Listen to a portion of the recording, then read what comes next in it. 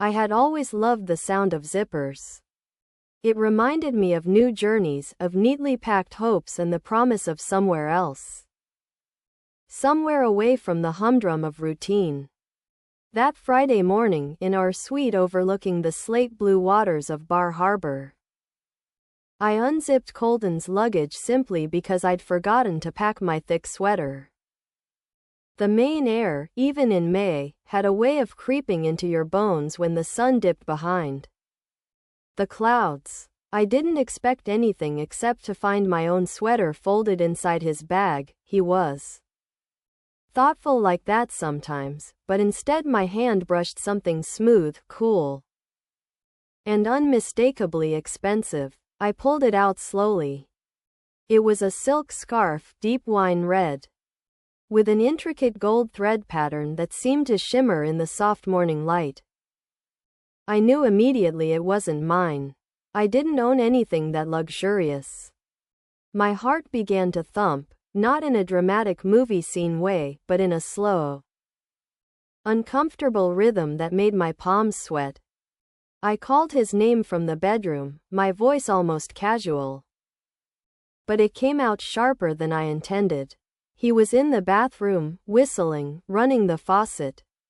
No answer. I looked at the scarf again, my mind flicking through the possible explanations. Gift shop purchase, a present for me, something he borrowed to wrap a bottle of wine. But then I saw it, a faint perfume clinging to the fabric. It wasn't my scent.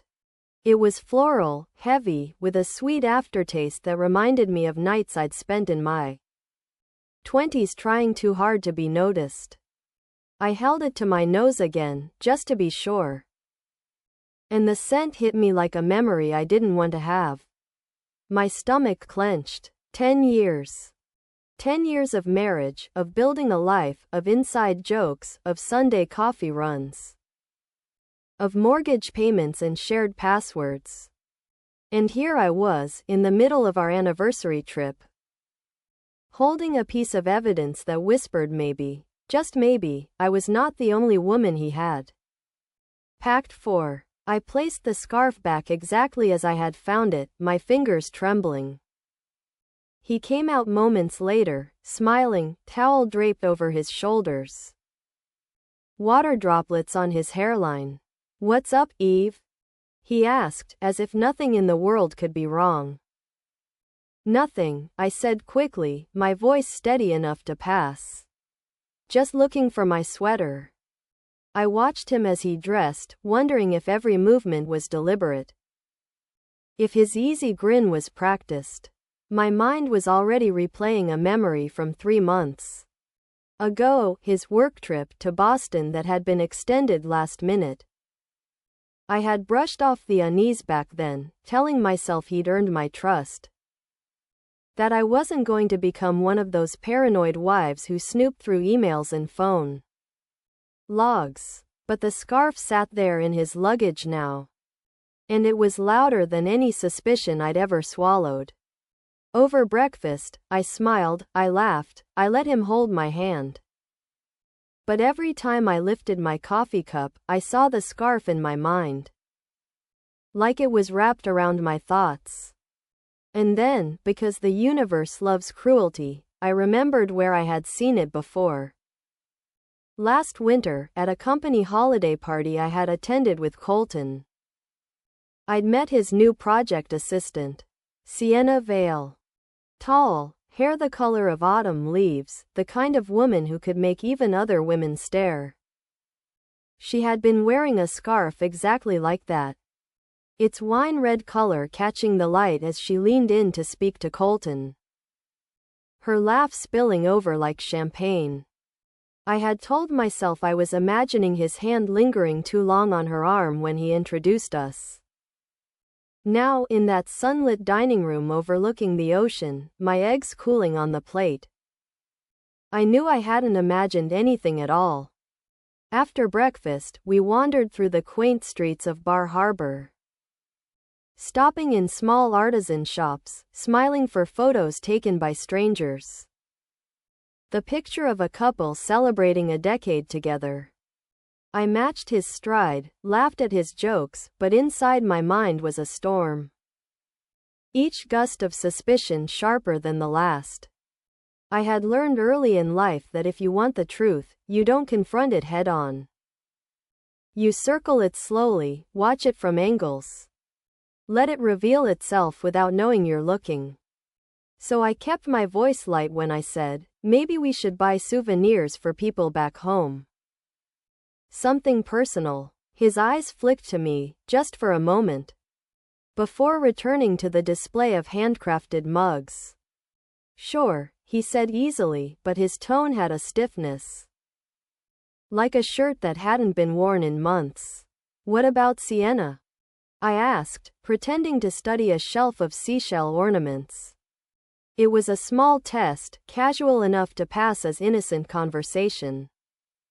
He hesitated, barely half a beat, but I felt it like a punch. Oh, I think she's more of a city girl. Not into small town stuff, he replied, slipping his hands into his jacket pockets. He didn't ask why I'd brought her up. He didn't ask how she was relevant to our anniversary trip. That silence was louder than words. Later, back at the resort, I excused myself to freshen up, and instead opened my laptop. I typed Sienna Vale Instagram into the search bar, my fingers moving faster than my brain could caution me. Her profile was public, filled with curated glimpses of her life, cocktail bars, rooftop sunsets, and just 3 weeks ago, a photo of a wine-red silk scarf draped over the back of a chair, captioned, "Traveling light." But never without my favorite. My pulse raced as I checked the location tag. Boston. The same week Colton had been there for his extended work trip. I closed the laptop before the heat in my cheeks could boil over into something reckless. When Colton came back into the room, holding 2 glasses of champagne, I took one, smiling. Playing the role. To 10 years, he said, clinking his glass to mine. I swallowed the bubbly liquid, wondering if I was also swallowing the last fragments of the woman who trusted him without question. That night, as he slept beside me, breathing steady, I reached for his phone on the nightstand. My hands trembled, not from fear of what I might find, but from the certainty that I would find it. The phone unlocked with his code, still the same as the day we got married. And I opened his messages. Most were mundane, reminders from colleagues, updates from friends, but then I saw her name. Sienna. The conversation was sparse, careful, but even caution leaves traces. Made it back safe? She had written 2 nights ago. Wish you were here. And his reply, me too. Soon. No hearts, no kisses, but the intimacy was in the economy of their words. In the assumption that no explanation was needed. I locked the phone and lay back down, staring at the dark ceiling. My mind began to craft scenarios, some where I confronted him here and now. Others where I collected every piece of evidence until he couldn't twist free. But somewhere beneath the fury, there was grief for the version of us that had existed. Before the scarf, before Sienna, before Boston. In the early hours of the morning, just before dawn, I made my decision. I wasn't going to accuse him yet. No, I would wait. I would let him talk himself into a corner, let him choose which version of himself to be. And when he did, I'd be ready, with the scarf in one hand and the truth in the other. The next morning, the ocean outside our balcony was still, almost unnervingly so. The kind of calm that feels like it's waiting for something to break. I made coffee for us, black for me, 2 sugars for him, just as I always did. Routine is a powerful disguise. It keeps suspicion wrapped in something familiar. As we sipped in silence, I glanced at the scarf still folded in his luggage.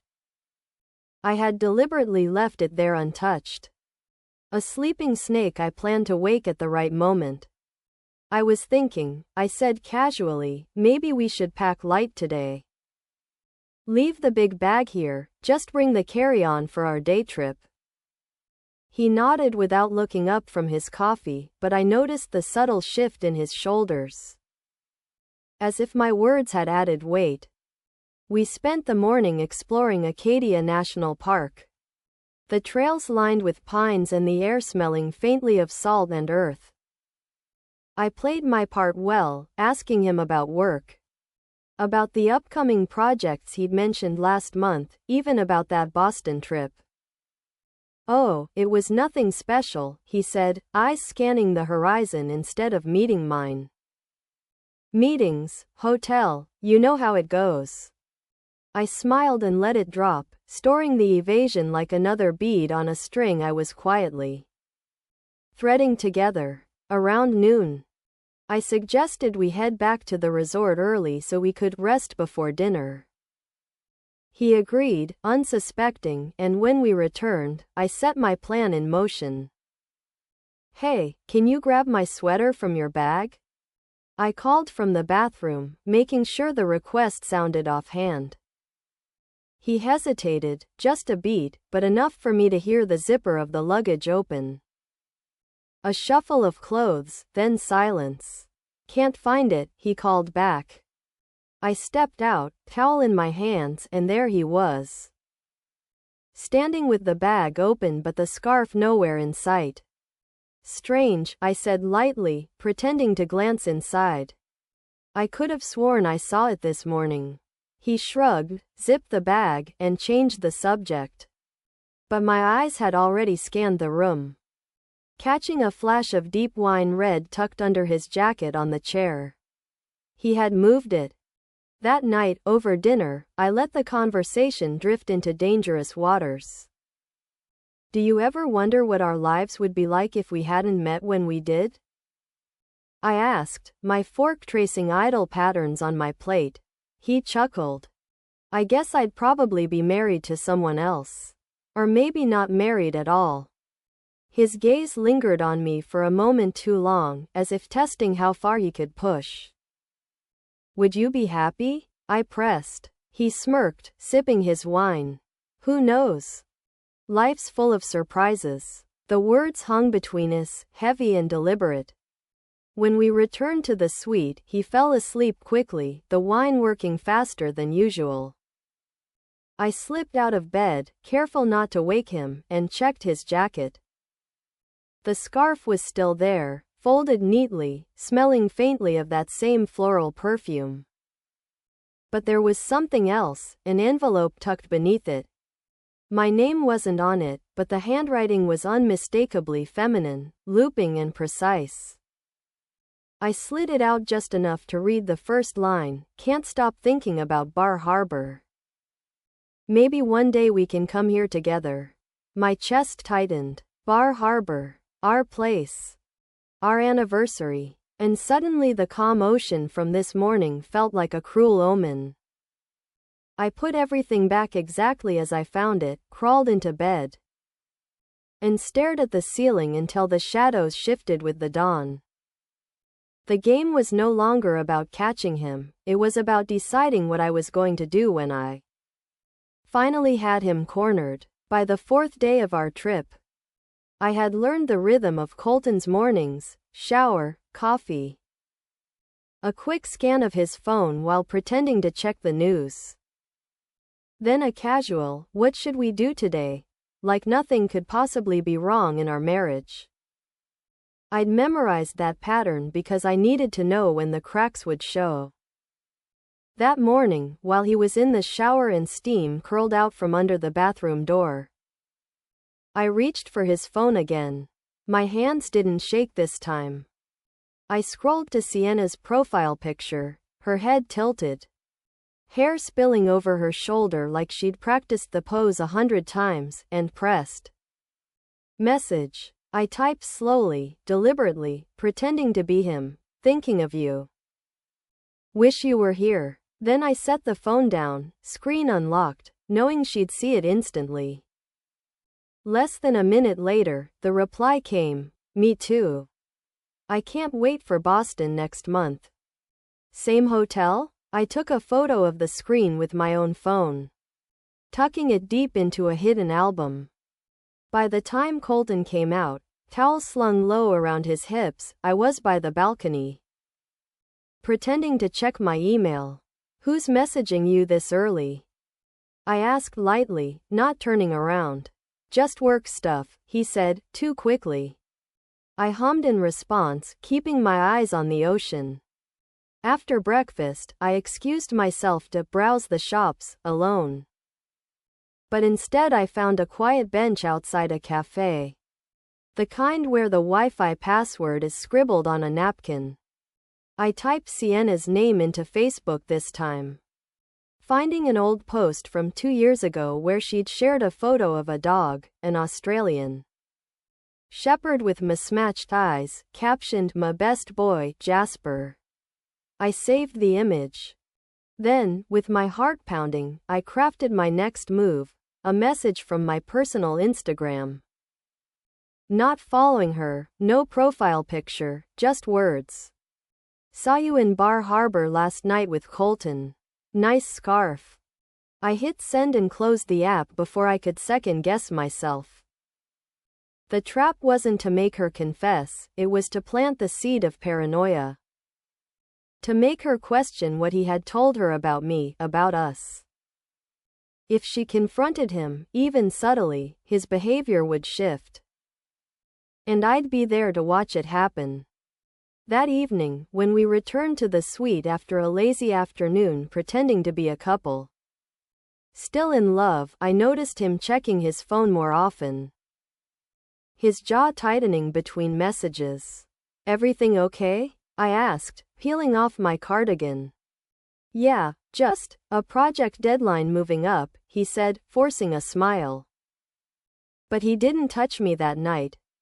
Not even a casual brush of his hand against mine as we lay in bed. The space between us felt like an ocean, one he had no interest in crossing.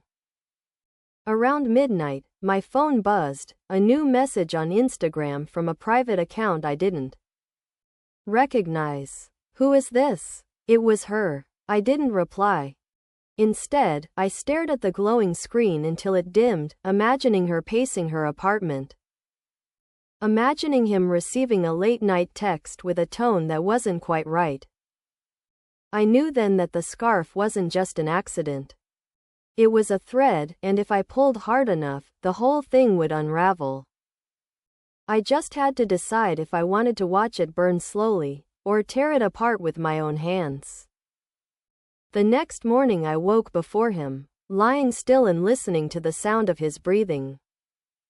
Slow and even, as if the world outside our suite couldn't touch him. The phone on his nightstand lit up twice in quick succession, the glow barely catching the edge of his face. I didn't need to read it to know who it was from.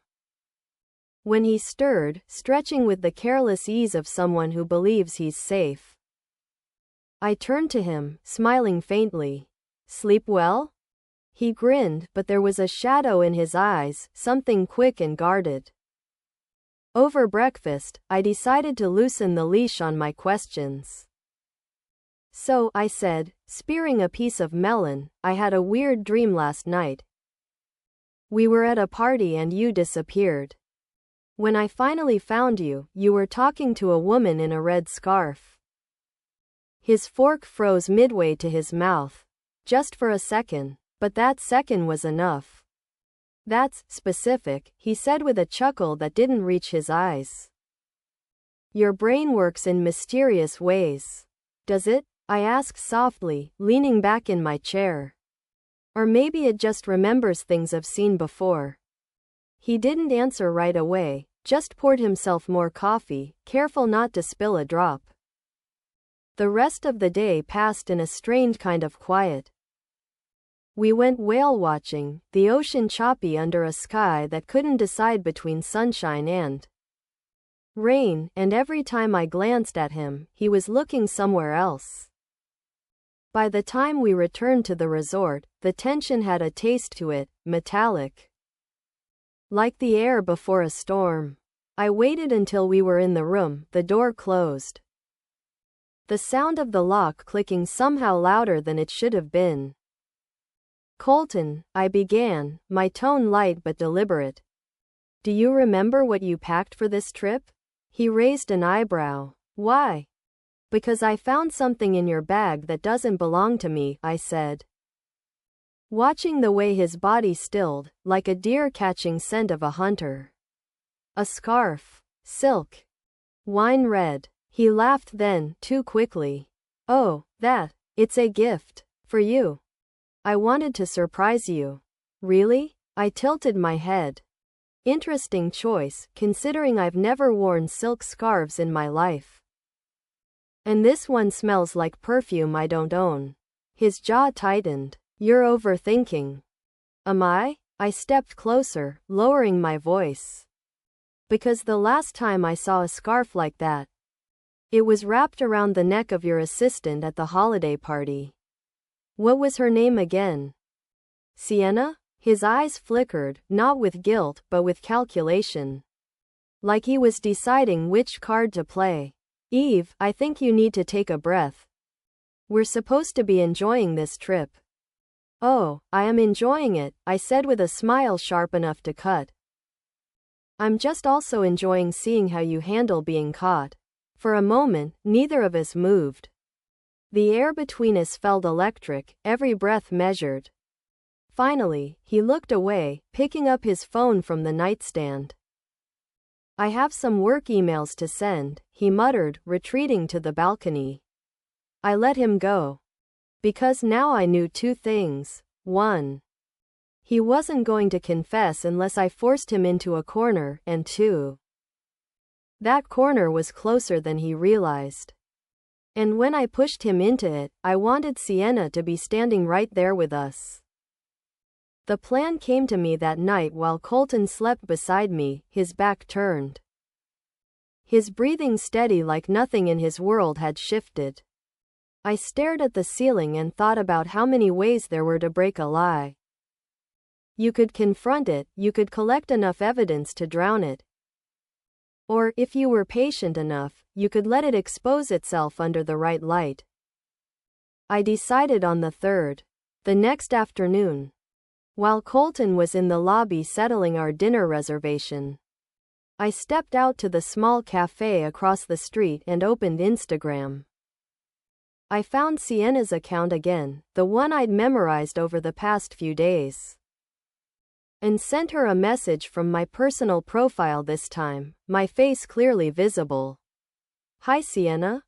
It's Evelyn, Colton's wife. We should talk. No accusation, no threat, just an open door. I didn't have to wait long. 10 minutes later, my phone buzzed with her reply. Is this some kind of joke? I typed back, no. I'm in Bar Harbor with him right now. I think you might want to see something. I attached the photo I'd taken of her message to him, me too. Soon, and hit send. For a while, there was nothing. Then, where are you staying? I told her. I didn't expect her to come, not really, but sometimes curiosity is stronger than fear. That evening, Colton and I sat at the resort's restaurant, candlelight flickering between us. And I watched him talk about nothing, weather, work, the lobster bisque, while checking his phone every few minutes. Halfway through the meal, his screen lit up with a name I didn't need to read to recognize. He excused himself to take a call and stepped outside. I counted the seconds. When he returned, his expression was tight, his voice clipped. I'm not feeling great. Can we head back? I agreed, hiding my satisfaction. Back in the suite, I waited until he went to the bathroom. Then slipped my phone into my pocket and walked to the lobby. Sienna was there, in person.